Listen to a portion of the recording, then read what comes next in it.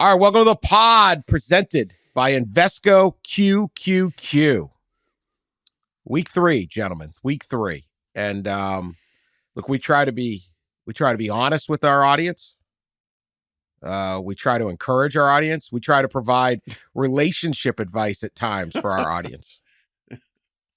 And so, look, we're in the college football business. We'd like to tell you every single week is must watch wall to wall. And sometimes it is at different points of your life.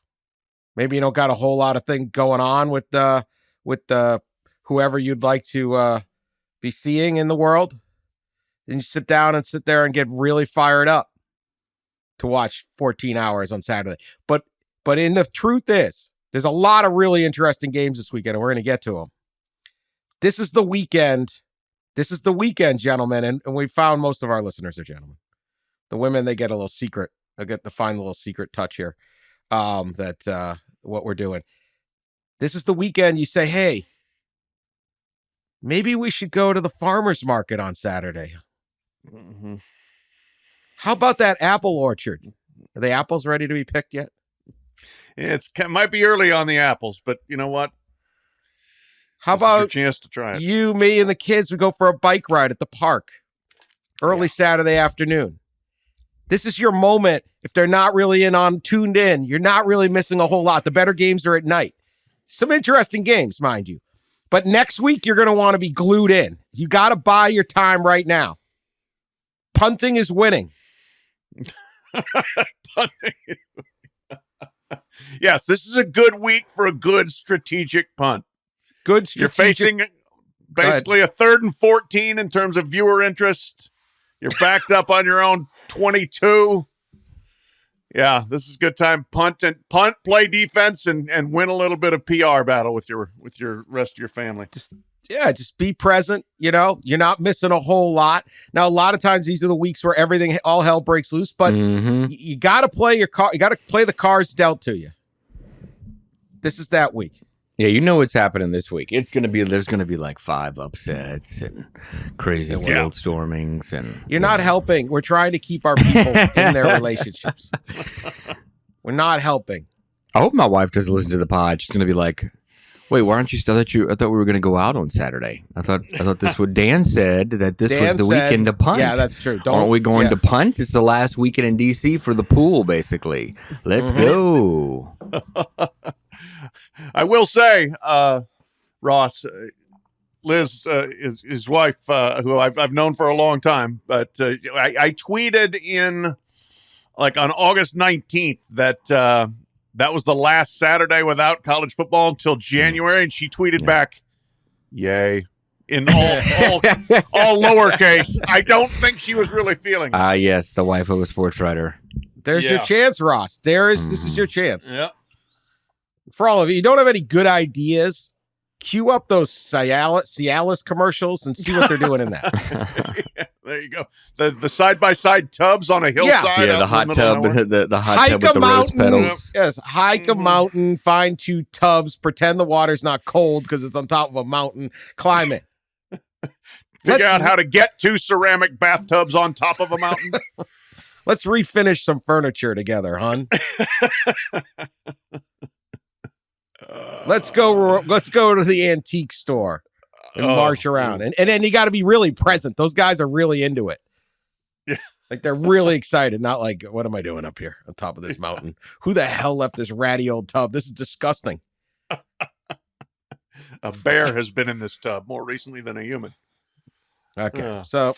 But other than that, get back to watching. No, there are some good games, and we're going to get to a whole bunch of them. Wanted to get to this. We had touched on this topic previously, but it's really heated up this week, and that is the eligibility status of North Carolina receiver Tez Walker. He has been denied a eligibility waiver as a transfer. It's a somewhat complicated story. He originally enrolled. Actually, Pat, you tell it. Give the facts, and then we'll get to your opinion. You wrote a very strong column that kind of went in line with a lot of what we said here. But tell us the whole story, because there's a lot of stops, and I don't want to miss one. There are. Okay, Tez Walker, coming out of high school, was going to go to East Tennessee State. He had an injury. He delayed his enrollment. He then chose to go to North Carolina Central. He is from North Carolina. That was 2020. 2021 was his freshman year. They didn't play due to COVID. He transferred then to Kent State, used his one-time free transfer for immediate eligibility, played 2 years at Kent State, and then transferred to North Carolina for this season. He was really good last year at Kent State, and the belief was that he could probably step in and be North Carolina's number one receiver. He's a big guy, 6'3", 200. And people think he has an NFL future. This ran into the, new legislation or tightened existing legislation, basically from the NCAA saying we're not granting waivers to everyone who comes down the pike. And so that became the battleground, and North Carolina and Tez Walker argued several different things at different times, and it was a little bit of kind of moving the goalposts around. First, he needed to move back because of an ailing relative. Then there were mental health concerns that were raised, and then it was NCAA protocol and procedure that he enrolled on January 9th, and the new rule did not get formally voted into effect until January 11th, 2 days after he had gotten there. So all these things went into it, and they kept trying to get legislative relief to get him eligible, and the NCAA kept denying it. And Mack Brown and other people at North Carolina kept increasing the public campaigning and, frankly, the anger towards the NCAA every time there was a rejection. And it became a very, very public thing. People coming out of the woodwork left and right to say how terrible this was, that what they were doing to Tez Walker. And then finally, his last appeal was rejected last week, and Mack Brown put out a floridly angry statement, long statement, saying he's lost faith in the NCAA and that it ended with "shame on you, NCAA," all caps, exclamation point, shame on you. And then the AD, Bubba Cunningham, weighed in, and then the school president, Kevin Guskowitz, weighed in, and then they held a trustees meeting to see if they could take legal action against the NCAA and decided not to. And then the NCAA disclosed that the people who are on this committee, they're not people who sit in an office in Indianapolis. They're people who work at James Madison and Northwestern and the Big East Conference and Temple and wherever, were being bombarded with vitriol threats, specific threats, and it was really bad. So that's kind of the backdrop for all of this that got us to this point where we are today. All right, let's start with this. In your opinion, we'll start with Ross, should Tez Walker be eligible to play this year? It's fascinating when you talk to administrators and all the answers that you get on this situation, because there's some that believe all waivers should be granted and it should be more open, which we've seen before. There's many believe that basically no waivers should be granted. There's even some that believe that players should transfer whenever they want to, and there shouldn't be a waiver process at all. His situation is different than some others. I think it's a little unusual. However, based on what Pat wrote, Pat wrote about it, how the NCAA is decided when I say the NCAA, right? As we do in this show quite a bit, remind everybody that the NCAA is the schools making the rules. They are the membership and they're making the rules. And one of the things they did last year was restrict basically the determination of who gets a waiver and who doesn't, and limit it. And that was the goal. So, it's one of those things of all the coaches and the administrators really want rules enforced until they are the ones on the other end of the enforcement. And we've seen that quite a bit. And it's kind of like a microcosm of the bigger issue in the NCAA in general, and in college sports in general. It's kind of like, and I was talking to an AD about this yesterday. It's kind of like the NIL collective situation when administrators and coaches are back at their schools and they're communicating with collectives, and they tell them things like, "Hey, we need these players. We need to do this. We need to do that. Let's have a fundraiser for you. This and that." And they get in a room together on an NCAA committee, and it's, "Oh my God, collectives are terrible. What are we doing? We're crazy. No, we have to stop this." But when they're back, they're so it's really interesting. Judge by going by the rules, he probably shouldn't be eligible, and that's the rules that the members wanted. So I'm going to trust that they had a committee here, and they have 10 smart people who really dug into this, and probably know the facts of the case at a level. The easiest thing to do is to scream the NCAA sucks. The NCAA is evil. The NCAA doesn't care. It's just this nebulous thing, and it's a cheap concept. And I don't think anybody thinks I'm anything other than a longtime critic on substance of the NCAA. I'm hardly the apologist for the NCAA. I just think you got to be fair to what the hell is this, right? The most interesting argument to me for Tez Walker is the January 8th is when he transferred, and January 10th is when they set the rule. I don't know 9th how you and 11th to be 9th just and to 11th. be picayune about it. But yeah, there you go. See, I don't know the facts, and this is the stuff that people who do. Yep. How are they retroactively putting this in? It's like, look, I caught you going 65 on that road on Tuesday. On Thursday, we lowered the speed limit to 55. Therefore, you owe me $100. Well, it wasn't, I don't get that. I have yet to see an argument on why that isn't the overriding factor. It wasn't the rule in place at that time. So for that reason, I probably would allow Tez Walker to play under this system. But and we'll let Pat take the floor here because he's really strong on this, they begged for guardrails. We just listened to 2 years of people like Mack Brown screaming for guardrails. The transfer portal is out of control. And I'll recap it again briefly. The transfer portal used to be, you wanted to transfer, they didn't have a portal. If you wanted to transfer, you had to go in and ask your coach basically for permission to transfer. They would badmouth you, block schools you could go to, 20, 30, 39 schools once, entire conferences, not just the conference you're in, but other conferences. They do everything they could to make it impossible. College football coaches were so abusive of their power in limiting transfers that the NCAA had to create the portal so that they could get the coaches out of the way. You wouldn't have to go in and sit down with your coach and say, I want out. You could just go to the portal, it'd pop up, and then everyone could recruit you. And everybody, so they had to do this, and they went from having to sit out a full year, but before that, they started doing these waivers, and you had to get the permission. You had to have a sob story, and this is when we call them Uncle Dialysis. Everyone's got an uncle on dialysis. Everyone's got a grandmother who's old and dying. Everyone's got some sob story. Some of them are real. Some of them were, not really. And it'd be like, my mom lives in Miami. I need to get back home, so I'm going to transfer to Florida State. And you're like, you're not like holding her hand at the clinic. No. You're right. But that was how it was. It got abused, of course.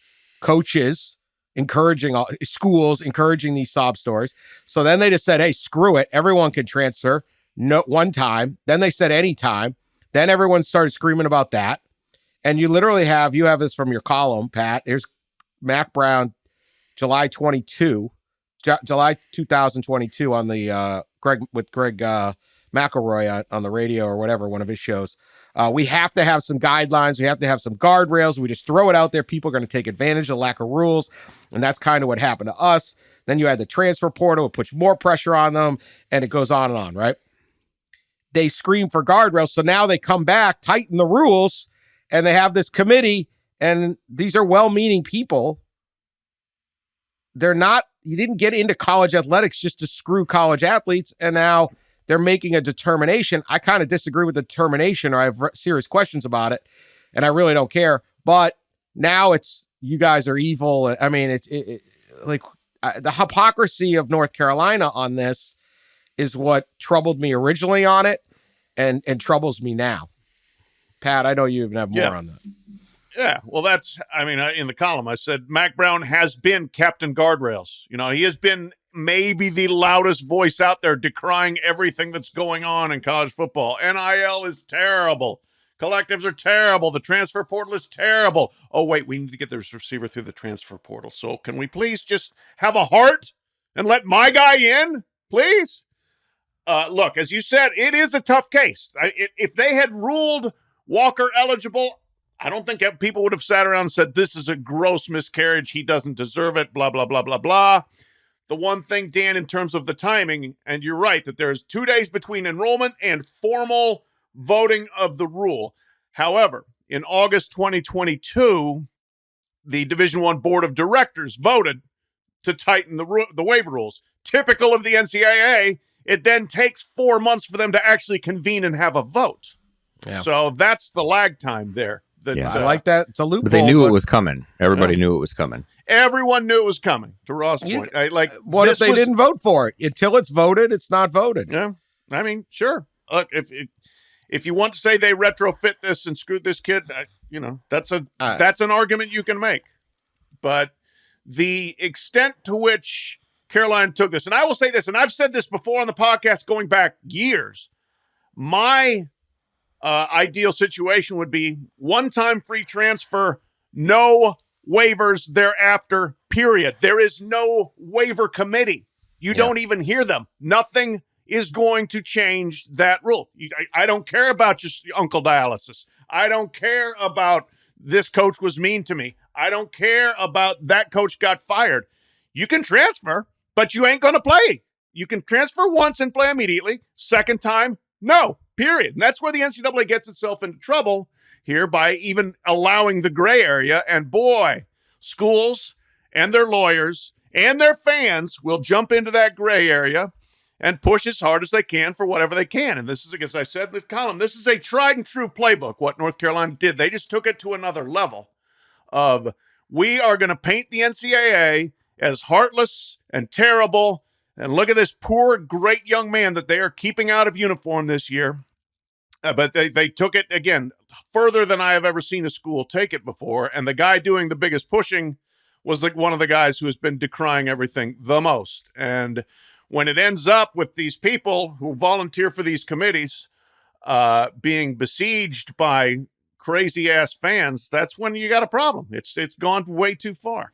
Well, and maybe that should be the next move, and it's probably a question for Charlie Baker or others who are on those committees from actual NCAA schools, maybe NCAA presidents, board of directors folks, should the next step be we're eliminating the waiver process completely, we're eliminating the waiver committee, you have one time to transfer, that's it, bottom line. If you transfer a second time, you got to sit out a year. Maybe that should be the next step. I mean, I think looking several steps down the road here, especially when it comes to NIL bills in Congress, and what we've seen lawmakers say is college sports may eventually be right in any time transfer. And you might just open the floodgates completely, and that would also eliminate the waiver process. I'm leaning now, and we talked about it last time. I think the transfer portal is actually far more beneficial than I originally suspected, but I would go that route, because here's what happens: you say no committee, no waivers. Okay, fine, but then you get the story of player.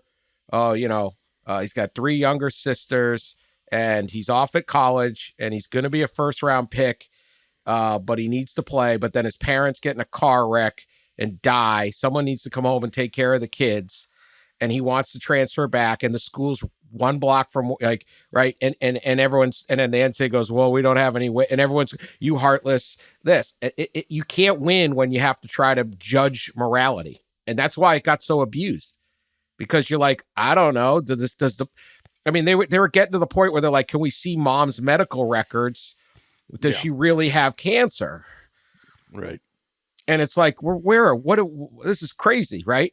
So you're better off with no waiver or a hard line. The problem is you have people screaming for hard lines and then exploiting it and exploiting fan passion and exploiting the NCAA's well-deserved, mind you, horrible public relations record.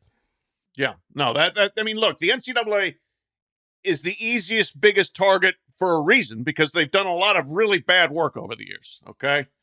But in this case, and in a lot of cases, when you get down to it, and it's not just the heartless, nameless, faceless NCAA, there are smart people that are trying to make good decisions here. And this one, I agree, there is a bit of a judgment call to it. The one problem, like if you just allow unlimited free transfers, who graduates? I mean, that's again supposed to be part of the equation. The kids that want to. The kids that want to. Yeah. I don't know. I mean, look, true, if they go unlimited transfers, Mack Brown's going to be screaming his head off. Of course. So, of course. That's the problem. That's why did the NCAA take this step to begin with in August of 2022? Because people like Mack Brown were all screaming their head off. Like, we've got to change this. We can't have this. It's free agency. And so, all right, let's try to rein in free agency. Oh, wait, but when you do it to Tez Walker, it's terrible. Yeah, it's the problem. It's the vitriol there and the lack of acknowledgement. I don't know. It is what it is. I guess I'd go full transfers at this point, but I do think that's an interesting case. I don't know why they didn't win it. I don't think the people on this committee sat around. And again, people just throw out NCAA like there's this bureaucrat and like a flickering light in some windowless room in Indianapolis just stamping. No, it's not how it works. North Carolina. It would be funny if it did, though. It would be kind of funny, actually. There's like McScrooge up there in Indy. Yeah. No. When you do the animated TV show version of the NCAA, that's exactly what you. Yeah, right. And then everyone screams, and it's just and like North Carolina wants to get rules rewritten. They're kind of a powerful entity in college athletics. Well, as I said in the column, they have a history of being able to get their way with the NCAA. 2017 infractions case, the greatest academic fraud case in history, where they unbelievably lawyered their way out of any punishment whatsoever. So they feel perhaps a little emboldened. Yeah, maybe. All right, we'll be back right after this message. All right, bunch of interesting games, and I wanted to get to this one. Ross, you were writing about it. Alabama is hitting the road this week, a road non-conference game, and it's at the University of South Florida, a non-Power 5 team. They're going to play down in Raymond Jones Stadium, where USF always plays, although this time the upper decks will be full. That's 10-7. You had a great stat. You're calling over 1,500 FBS games this year. Only 20 feature Power 5 programs visiting a group of 5. Also this weekend is Iowa State at Ohio. Party in Athens, baby. Look out that, what's it called? Church Street or something. Whatever that street. Yeah. Whatever that street is. They all know that street. If you've been to Athens, there's one street. No. There's one street. Athens, that street. Very pretty college town where they drink a very large amount of alcohol. Yeah. A lot of that street. Look out. It's going to be on. The Cyclones are coming. I love it. Part of a 2-for-1, basically, and cuts the cost a little bit. Obviously, it's a little different of a Power 5 game. You're playing in an NFL stadium. Half the crowd's going to be Bama, at least. It's a great recruiting area and all that. But what'd you find out about this deal, Ross? Yeah, I thought it was pretty interesting when I saw it on the schedule. It's been 20 years since Alabama has played a road non-conference game against a non-Power 5 team, going back to Hawaii, and that one in 2003, and that one was only played, as we all remember, because Alabama was on NCAA probation, and so that was their way of let's say going bowling in Hawaii.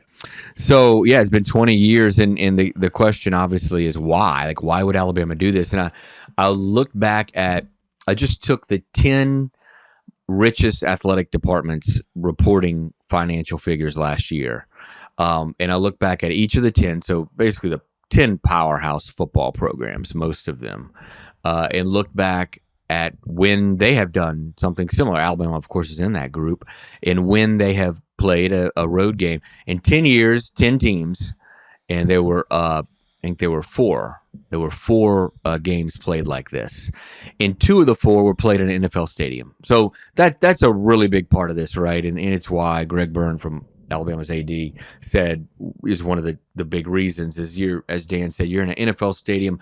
You have a bigger venue to fill. You're in a bigger city. You're in a state that's talent rich, so you got recruiting also in here. A recruiting kind of situation. And yeah, it's probably going to be half Alabama fans, right? You're going to get fans from the Gulf Coast area coming down. There are certainly Alabama fans in the Tampa area. You're regional. You're in your kind of footprint, so to speak, still on a regional basis. And then the other reason is financial.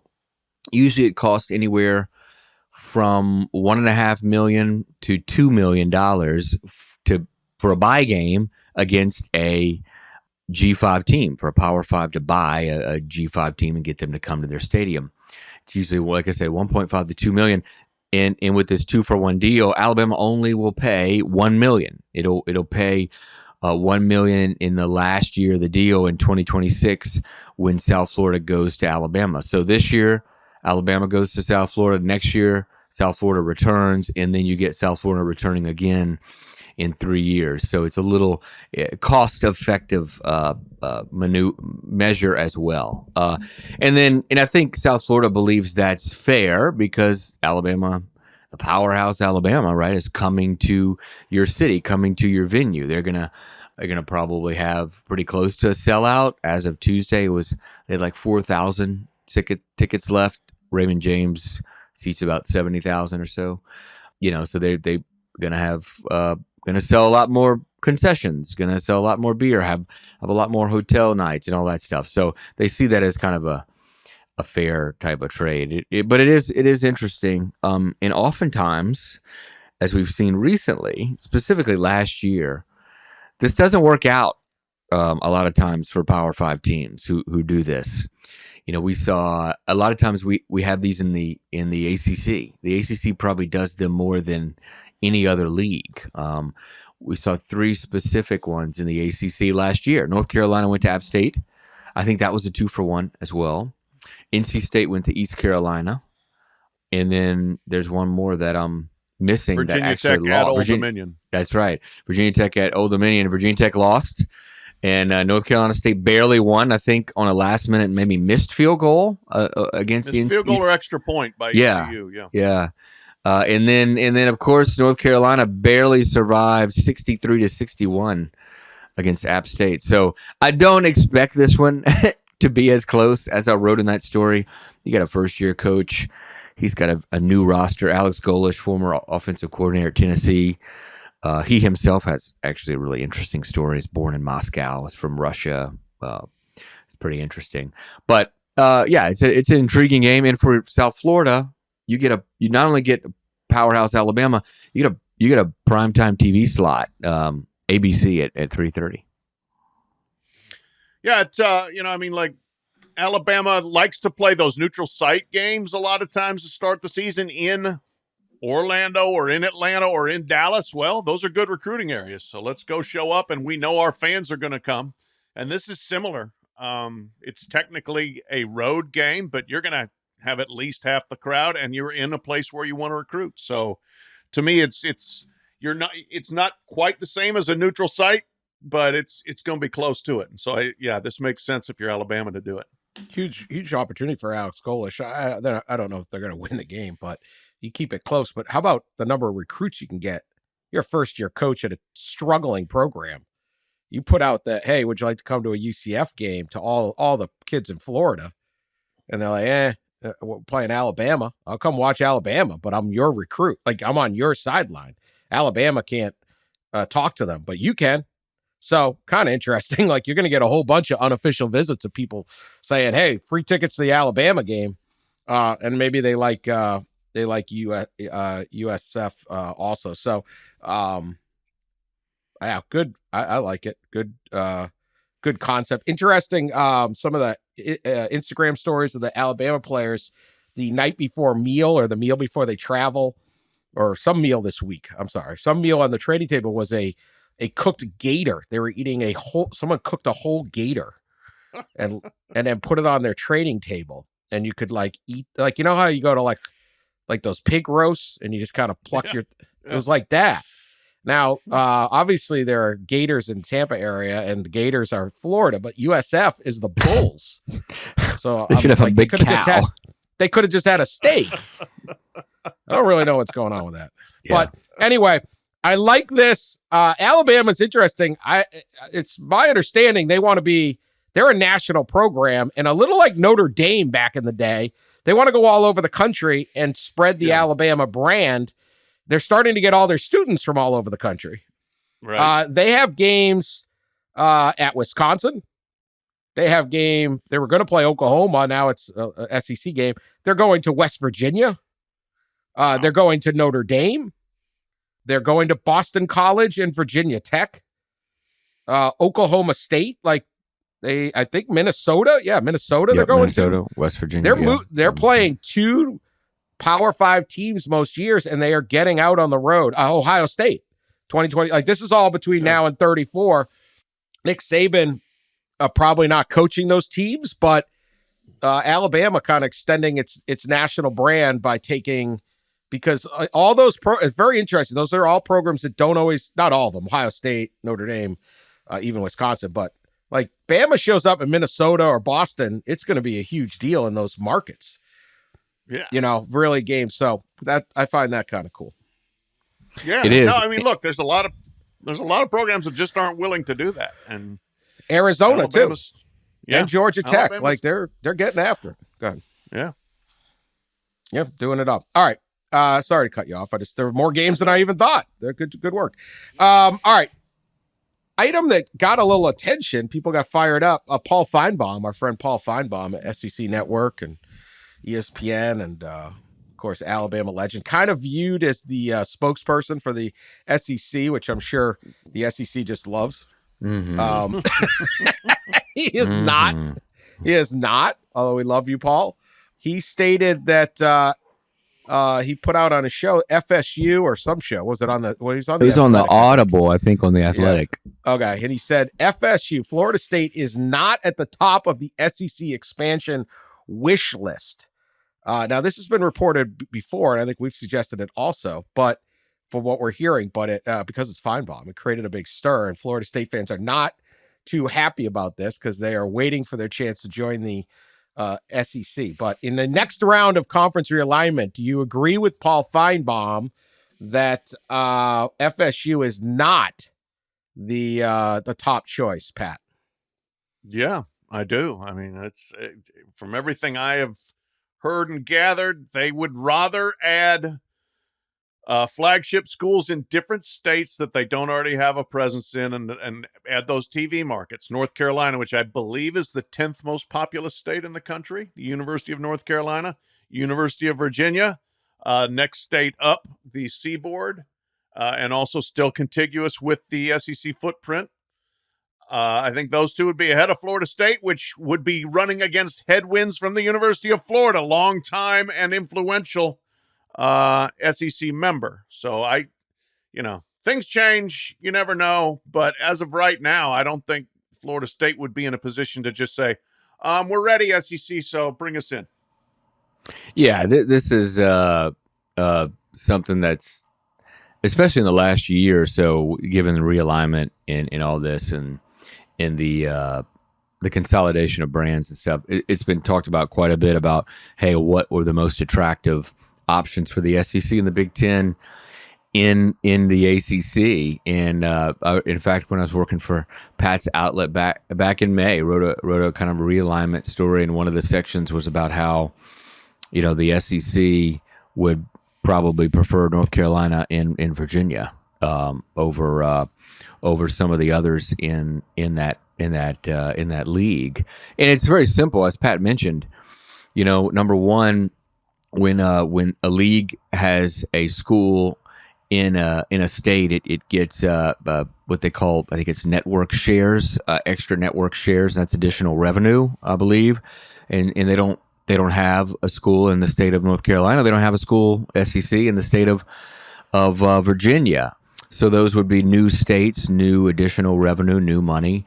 They have a school in South Carolina, Clemson. They have a school in Florida, University of Florida, and I think number two, I think those schools in those states would probably fight against this move if they haven't already made their voices clear that they would not prefer those schools to get into the league.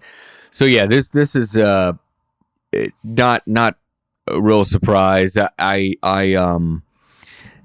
think that obviously Paul knows the SEC really well and has talked to people in the league. So when he does say it, it's probably coming from good places. But it's been fairly known that this is the case. Now I think the Big Ten, they're not in any of these states, right? So maybe their approach is a little different, but I still would think, based on the academic standards of the Big Ten, that the North Carolinas and Virginias would, again, be more attractive.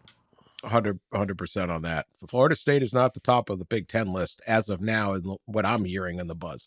Right. Also with Florida State, like I don't know this, but if you're Auburn, do you really want Florida? Like they're pretty close. They're not a state school, but everyone recruits this Panhandle, and they don't need a Florida State there. North Carolina, Virginia, Notre Dame, both SEC and Big Ten. You can make Indiana a contiguous, however you say it. Dang, I have not mispronounced the word all week. Contiguous. Contiguous. You did mispronounce Tulane, by the way, and I got a bunch of messages about that. It's Tulane.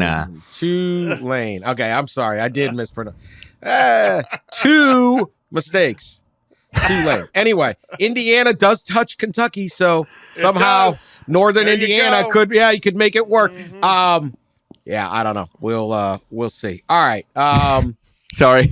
That's the SEC's approach. Is it would keep contiguous states. So just keep on expanding from state to state as long as they touch each other. Oklahoma, let's go to Kansas. We can get into Nebraska now. Nebraska, we can get into South Dakota. By the end of it, University of Washington will somehow be in the league. We're contiguous. Or like sometimes you have those secession counties. They were like, well, we don't like our county, our state, so we're going to vote to leave the state. It's like, that's a little more complicated than just having a referendum on it.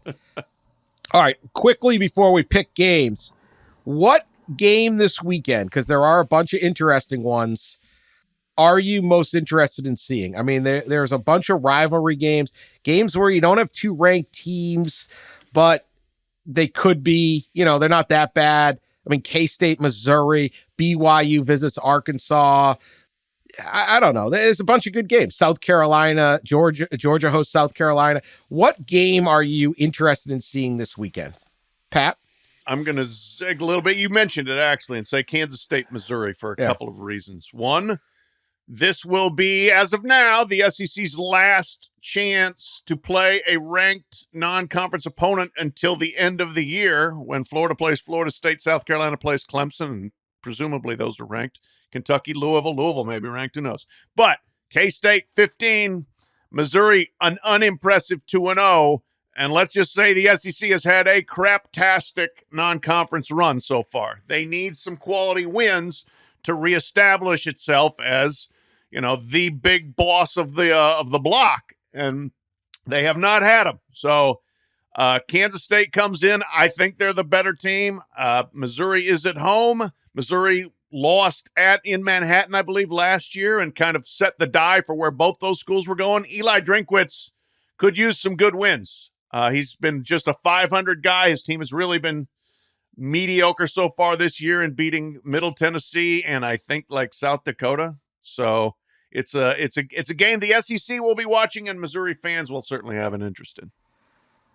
Well, there's a couple here I'll mention. One, Washington and Michigan State.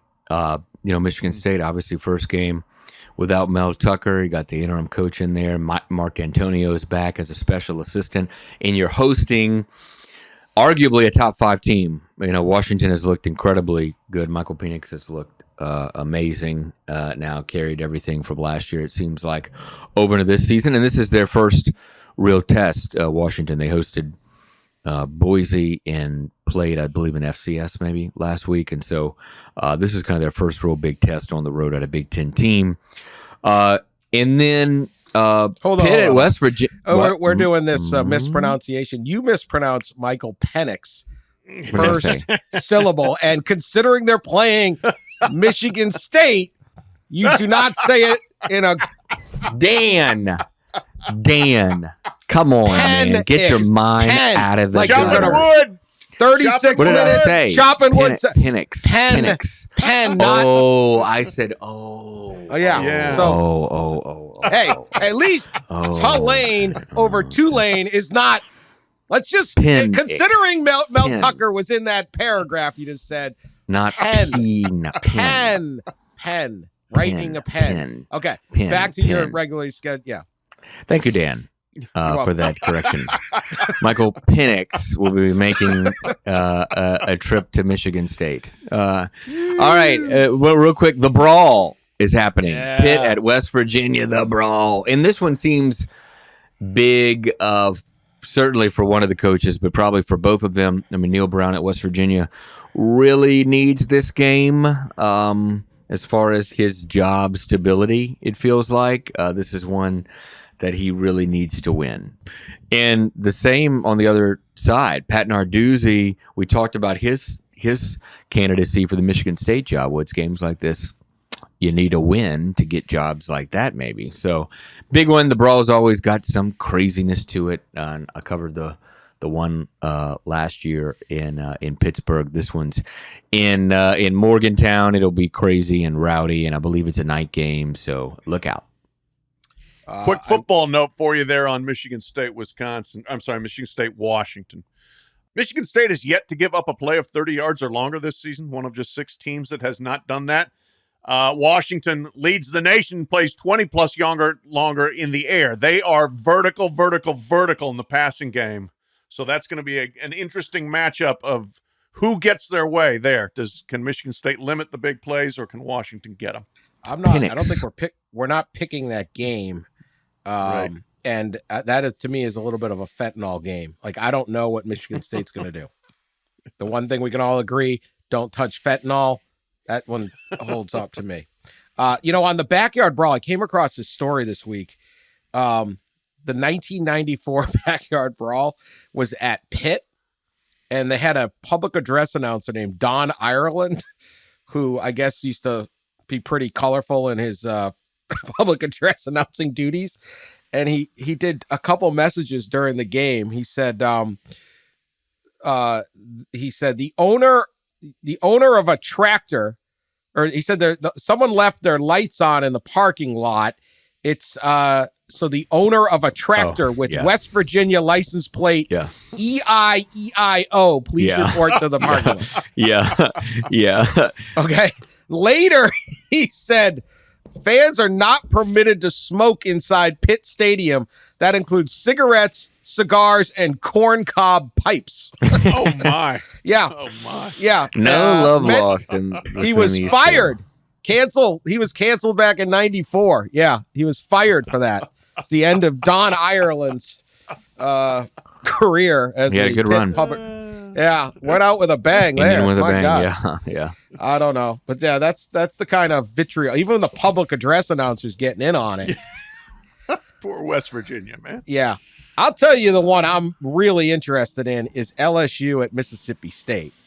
When we talked last week or at some point, like some of these SEC teams that got blown out early, all of a sudden there's all these games that are huge pressure. And for LSU, this is a tricky game.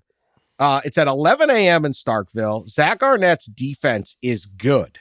Their offense, maybe not so much. They went to overtime to beat Arizona. It's not, I don't know. I mean, I'm not saying Mississippi State's that good, but this is a tricky game, and LSU and Brian Kelly almost have to win. You start 1-2, and all of a sudden these seasons start tumbling the wrong direction, and this is a massive challenge for LSU. They are a totally different team than they were under Mike Leach. Will Rogers went 13 for 17 last week with 3 TDs. He played a nice game. But under Mike Leach, he'd have 17 passes by the end of the first quarter. Mm-hmm. So it's a different game. They grind it out. They have a good defense. Jaquavius Marks is a good running back. I just feel like there's a ton of pressure on LSU in this game. The other is really Arkansas BYU. Huge game for BYU going on the road in the SEC, and a huge game for Arkansas, which, again, the wobbly SEC, maybe there's an opportunity for the Fighting Sam Pittmans presented by Ham's Beer to have a nice little season here. So as much as we're telling you to go find the mountaintop tubs, the punt, maybe not so much. Yeah, maybe go for it on 4th down after all. Yeah. All right, let's do the race for the case. And some of these we just talked about, but now we'll talk about picking. Number 15, Kansas State at Missouri. Kansas State is a 5.5-point favorite. A home SEC dog. How about that? Game is at high noon Eastern on the SEC network. So that's 11 a.m. in Columbia.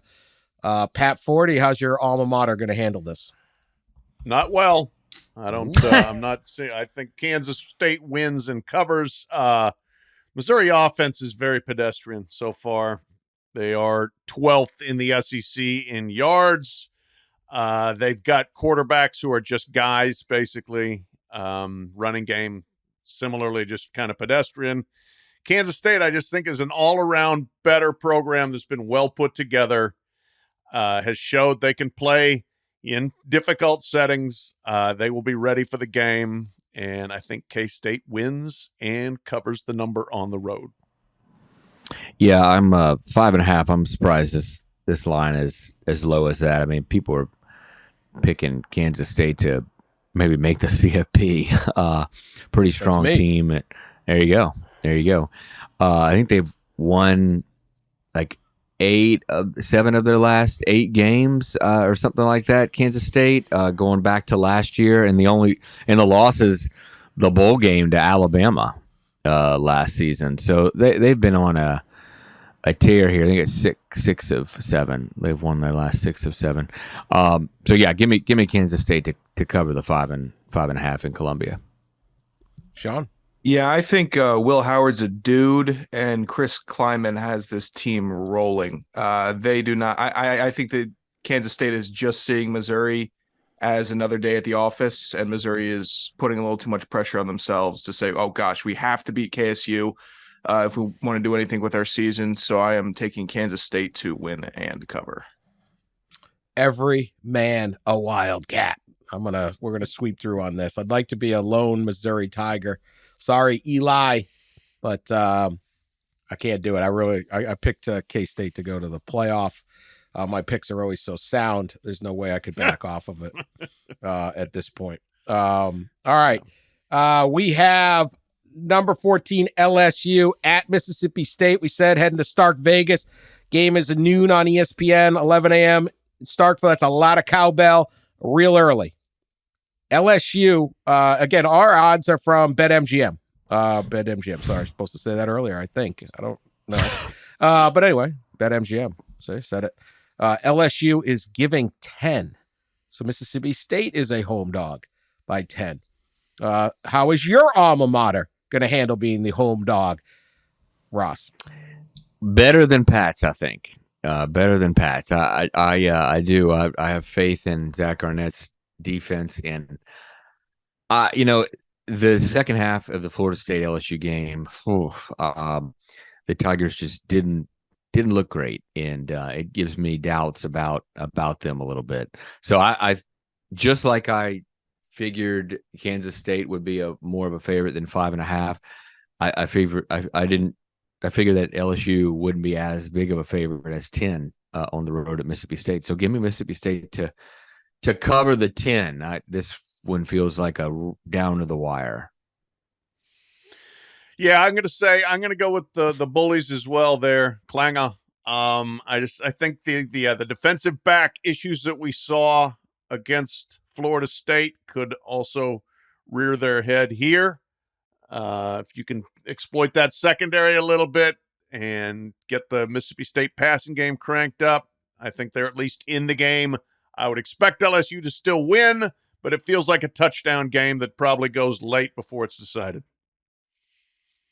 Yeah, these teams are strikingly even on the ground game. LSU ranked 50 rushing yards per game, Mississippi State 35th, only separated by 14 yards. But the passing yards is where I start deferring. LSU is boat racing them there. So I think if it gets down to the nitty gritty, LSU can just start airing it out and take this and cover. I'm taking LSU covering the 10.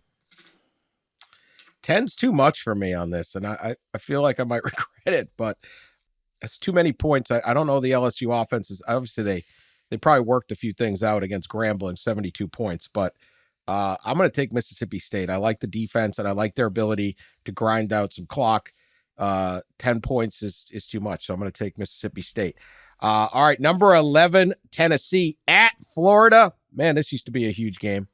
Florida has a bunch of rivalry games. They have a bunch of rivals, and might be their best chance to. I mean, they got Georgia and Florida State waiting. It's a potential tough year. Game is in Gainesville, another home SEC dog. This one 6.5 per bet MGM, 7 p.m. on ESPN. Pat. Vols to win and cover. Last year, Tennessee won, and you had that great year, and Florida was not very good, and it was still a close game in Knoxville. But I think I don't like what I've seen from Florida this year so far, and I admittedly paid no attention to their FCS walkover game against McNeese, but I paid plenty of attention to the Utah game. That's not a good offense. I'm not sure it's a well-run organization at this point. They've got a lot to show to me, and I think Tennessee has better talent and is a little further along in the building in year 3 under Heupel versus year 2 under Billy Napier. So I think the Vols go into the swamp, win, and cover. Night kickoff in the swamp. The return of a annual kind of rivalry clash. I just think the Gators will be ready for this. Fans will be ready for this, and Graham Mertz and crew will play better. At least good enough to stay within a touchdown. So give me Florida to cover the 6.5. I saw this from Jordan Moore on Twitter, who does some radio for Fox Sports Knoxville. He tweeted out that in the history of Tennessee versus Florida rivalry, a ranked Tennessee team has played an unranked Florida team 5 times. Tennessee is 5-0 in those games. 2 of those wins were in Gainesville. Tennessee is ranked. Florida isn't ranked, and I'm a sucker, so if I see a stat, I will take it. I'm taking Tennessee to cover this game. You're like me getting golf advice from YouTube. hit below the hole, hit behind the ball. You watch 2 different videos. They say the exact same thing.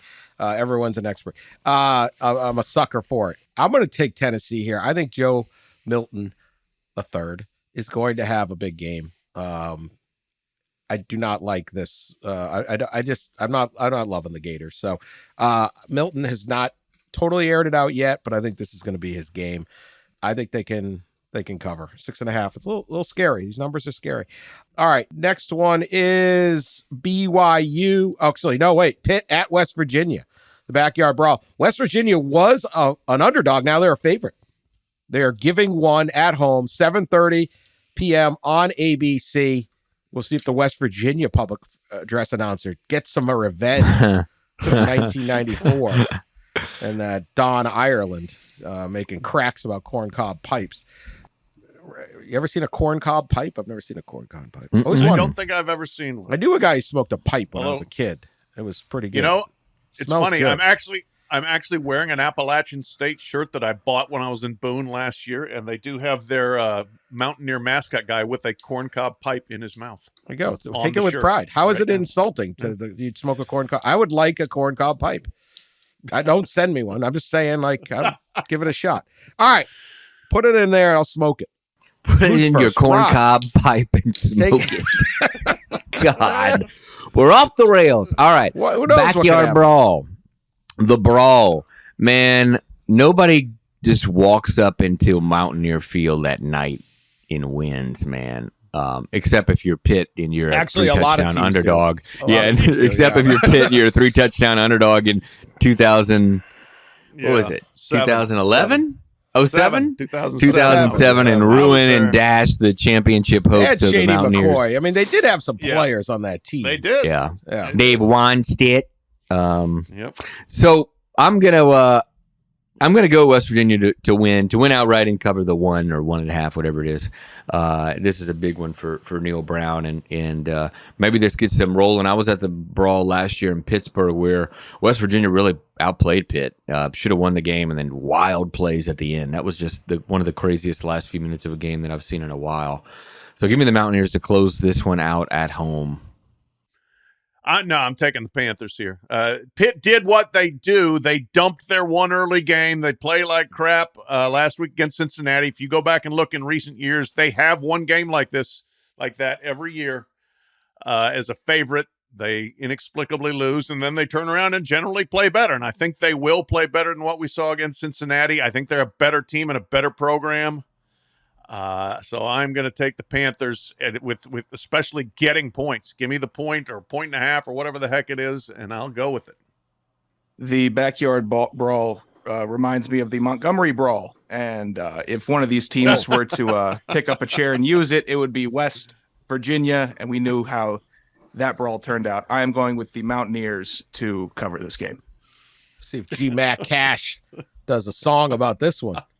I'm taking West Virginia at home. I liked what I saw. I thought they got beat soundly in that second half against Penn State, but I like what I saw. They're going to take their tractors. They're going to leave the lights on. They're going to get their corncob pipe. They're going to get on that little trolley, that little public transportation system. They're going to ride it down into. They're going to get the goalposts and strap them on top and ride around the little mountain and get down there into downtown Morgantown. It's going to be a party. It is going to be great. Go Mountaineers. Did you all just give me Lone Panthers there? Lone Panthers. I know. I accept. I got a buddy who's a Pitt. He's going to give me crap about this weekend. Oh, I don't know what I'm doing. I'm already high on that pipe, whatever. I haven't even smoked it yet. BYU at Arkansas. Razorbacks given 7.5, 7:30, ESPN 2. Ross.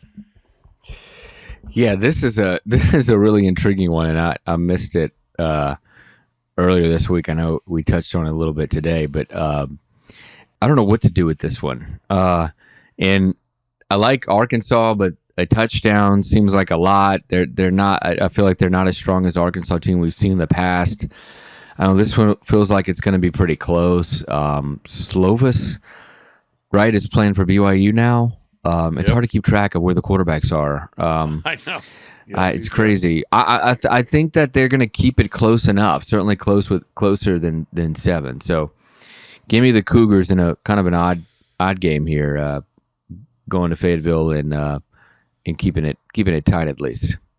Yeah, I tell you what we should do with this game is bet the under, because I don't think these are very good offenses, and I think the defenses are pretty good. BYU's first game they beat Sam Houston's 14-0. Then they played an FCS game, which is basically a toss-out. Arkansas scored 28 against Kent State in their only FBS opponent. I'm going to take BYU to cover. I think it's going to be close and low scoring. This feels like a 21-17 Arkansas win, something like that.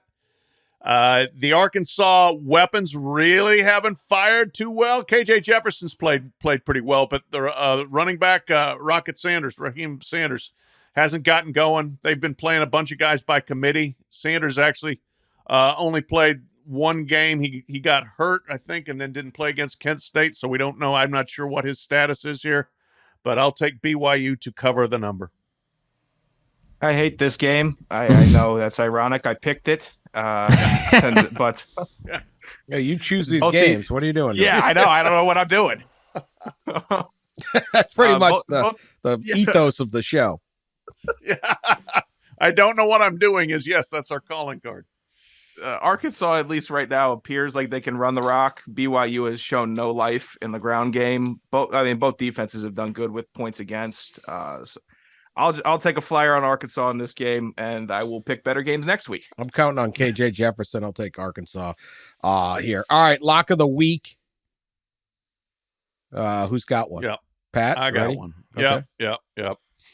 Let's go to the state of Texas. Big 12 game. TCU at Houston. This is Houston's Big 12 opener. Mm-hmm. I don't like them, though. I'm taking the Horned Frogs laying 7.5, I believe is the number. Houston just hadn't been very impressive so far this year. They lost to Rice. Big upset there. They beat UTSA in the opener 17-14, and they were +3 turnover margin and won by 3 points. So I am not liking what I'm seeing out of the Cougars so far. Passing game kind of meh. TCU wasn't very good in the opener against Colorado. Missed a ton of tackles. I think they've gotten better since then and will continue to improve. They still have good players there. They're still well coached. So I think the Frogs win pretty handily, cover the 7.5 at Houston.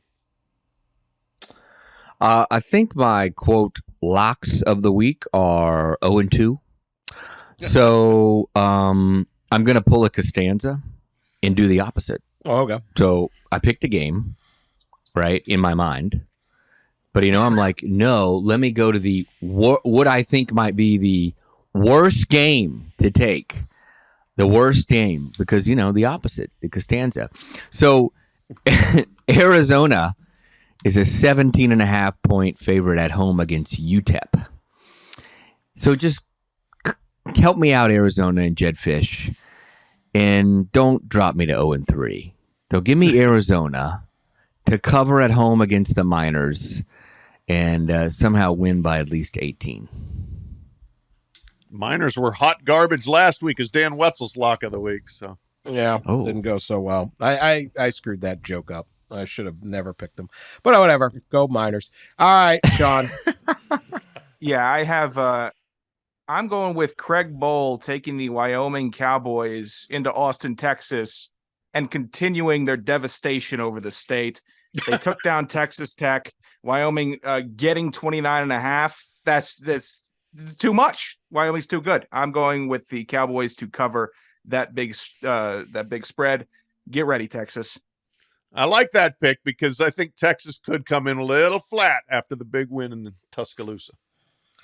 Very, very interesting here. All right. This is the most interesting game of the week in betting things is I'm not going to pick this, but Michigan is hosting Bowling Green. Bowling Green is a 40.5 point favorite. Because Jim Harbaugh is suspended, he put everyone's getting a shot to be the head coach. Currently on his staff is his dad, Jack Harbaugh, who went to Bowling Green and made the Suns know that the Bowling Green fight song is, and he has been trash talking Jim Harbaugh all week, saying Bowling Green is going to kick Michigan's ass. Is this the first time in the history of college football that a coach officially on the Michigan one team staff is saying the other team is going to kick your ass? Not just cover, but win. And could Jack Harbaugh call off the dogs somehow and keep them within the spread? I am fascinated. Like, I don't even know if this is legal anymore. I'm going to guess they don't even turn on Jack Harbaugh's headset. They probably don't. He's just barking out. It's like when he's just talking. Anybody in there? Anybody hear me? Hey, I said fake punt. Yeah. I don't know. Very interesting, though. When has a coach on one staff said they're going to kick our ass and did it gleefully, taunted his son?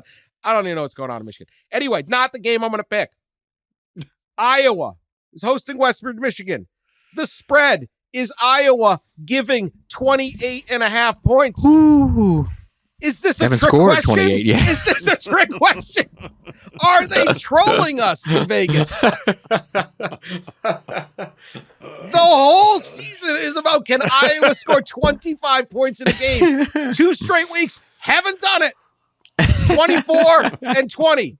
Now they're throwing out a spread above the Mendoza line, the Ferentz line. 28.5 line. I think Western Michigan covers if they are able to score 0 points. If you can score 0 points, Broncos, I think you're covering. This is the lock. You're not counting. Look, there's going to be a blocked punt touchdown for Iowa and a defensive score and a safety. So there's going to be 16 points right there. And Brian Ferentz and I'm still not nervous. Still not nervous. Okay. Western Michigan is covering 28.5. I mean, come on.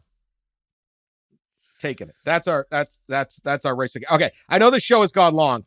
We're chatty. We're chatty people. I have to get to this one thing. We'll just do it speed round. But if we all seen that the scientists in Mexico brought mummified alien corpses. You know, we're big on the aliens here. Okay. Oh, yeah. They brought proof of mummified alien corpses that are supposedly 1,000 years old. And they look like little Yodas or something. I don't know what this is. Yeah. A mummified alien corpse showed up 1,000 years ago in Mexico, and they presented it to the Mexico City Congress. I don't know if it's the whole country. Yeah, the whole country. Mexico's Congress. Okay, so imagine them trotting these 2 mummified aliens out into the United States Capitol. Yes. Yeah, Capitol Hill. Senate. Here you go. And bringing them in like a suitcase. Here. Yeah, they pop them open. It's like a big reveal. Yes. It was kind of exciting. It's like those French diners. They pop the thing off. Hey, look what your dinner is. Okay, I can only imagine our American lawmakers going bananas. Yeah, I mean, Ted Cruz is popping off one. The whack jobs on Maria both Cantwell sides of the on aisle. other. Yeah, right. Yeah. Like they'd just be like, "Well, This is a conservative mummy. oh This my- is the yeah. liberal mummy. yeah, right." The liberals would choose one side, and the conservative. I don't know which. Yes. It's absolutely a mummified alien. I don't know what would can someone do this to America? I hate politics, but I would watch that. Okay. Do we believe that these are actual 1,000-year-old mummified aliens, or there's a couple of crackpots down in Mexico who got the Congress to fall for this okey doke? Pat Forde. Well, look. They absolutely look like the Area 51 fake stuff that you see, you know? I mean, like the cartoon version of an alien. Yeah. Doesn't matter. It's still real. This is 100% verifiably real. Yeah, look. Forde's The buying what aliens- they're selling. Of course. The aliens have been around a long-ass time. They probably looked at Mexico back in the day, said, Mexican City, nice elevation. Wasn't very polluted 1,000 years ago. Let's go land there. Good tacos. Yeah, no, it's real. 100% real. I'm glad they're taking it to Congress to demonstrate that this actually happened. And now, yes, let's get it across the wall north of the border, and let's see it at Capitol Hill in the United States. Let's go. God, Pat almost convinced me. I mean, man, he's got a great argument there, but no, this is ridiculous. And I actually, I went to ask my wife, a political reporter. I was like, "This isn't real, right?" And just to see what she said. So no, she confirms it's not real. Darn. What's not real? These things. How does she know? She knows. She knows everything. She's a Wives political know writer. everything, They know Dan. things. Good They answer. know That's Good right. answer. Yeah, good answer. Go apple picking. Sean, do you have a vote? I think they're real, but I'm almost a little insulted that this is the crew they sent down here. Yeah. They did not look very intimidating. No. And they're not reportedly the carbon that they are testing is not aligned with anything on the planet, or there's a 70% disagreement with the DNA evolution. Send your best. That's what we're expecting here on Earth. I think, you know what? They were small but mighty, and they could fly already 1,000 years ago. They were way ahead of us. They probably had stun guns. They were shooting Aztecs back in the day. Guarantee it. anytime. See, I think if the aliens, why do we assume that they'll have some kind of human form? That's my thing. Like, Right. why do we think they would have four arms Right. and they kind of look human, but a little different? The fact they look like cartoon aliens, to me, is it's unconvincing. However, I do like they went to Mexico City, because I find the whole UFOs only hang out in deserted like campgrounds in Northwest Kansas and stuff. Like, if you had a flying saucer and you're whipping around Earth, wouldn't you be like, what's that over there? Oh, that's Paris. Let me go check that out. No, let's go to this dark area where no one is. Like, if I'm flying around another planet, I'm looking for some action. You're not there to find, right? Hey, there's two guys drinking beers out at a campsite. Let's buzz by that. I'd be whipping around the Eiffel Tower in my little thing. I'd be going to New York, Singapore, whatever, Tokyo. They never see them there. Anyway, I don't buy it. Sorry, Mexico. Got to come a little stronger with your stuff than those two mummified puppets that you're bringing out. No go. Dan Wetzel, if I'm flying to another planet, I'm looking for some action. Yeah. They come all the way. You don't come all. That's a long trip. Came all the way here, and you only go to like a remote campground. Come on. I will say, people, like at the beginning of this show, the words were, we're going to keep this under an hour. Yeah. And then we kept talking, and now it's... we're at I figure hour if you're 15. listening this long, you're dying to hear what we think of the mummified aliens. I feel like it's the hardcore keeps going. Anyway, that's our show. We'll be back with Overreaction Monday. Should be out either late Sunday night or certainly for your commute on Monday morning. Enjoy the games. Appreciate everyone. Continue to subscribe and share us on social media. Tell your friends about us. We will talk to you later.